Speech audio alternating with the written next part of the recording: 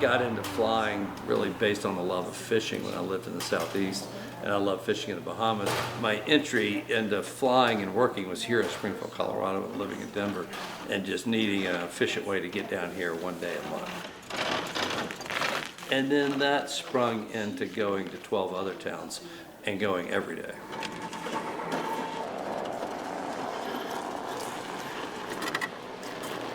Dr. Frankum has been coming here for a very long time, and his services are extremely important to us. He comes once a month, and just since I've been over here the last couple of years, I know numerous people he has found cancers on or snipped polyps off of. So just the preventative services that he's able to offer us alone is phenomenal. You got to tell the box everything you want it to know. 200s are landing south. Critical Access Hospital is going to provide the care needed to stabilize. You may not be able to have the full end treatment for this person, but you can stabilize them and transfer them to the closest appropriate hospital or trauma center. For whoever needs it. Yes. It's life or death. I mean, that's all it boils down to. The nearest place is an hour away. We are that first line of getting people stable. We're in a very, very rural setting. It's really important to the people around town because they live here and they don't have the option to go to Denver every time they're sick.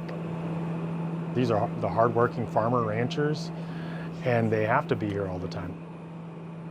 A lot of people on the Kansas-Colorado border are not necessarily big fans of the urban setting, and so they love having what care can be provided for them in the rural setting. There's continuity of care. A lot of times in the smaller towns, you'll go to the ER for something really bad, and lo and behold, it's your primary care doctor. And he knows you, and he knows not just your medical history, he also knows a little bit of your personal history too.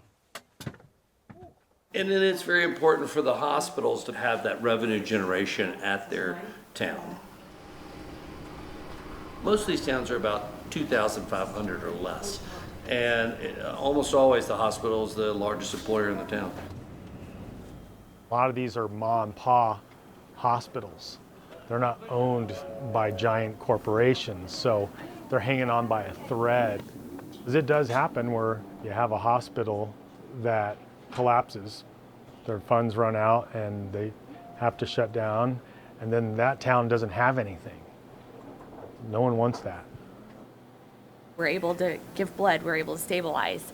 Without that stabilization to be able to happen as quickly as it can, people would definitely die. At the end of the day, if tragedy happens, everybody pulls together to take care of everybody.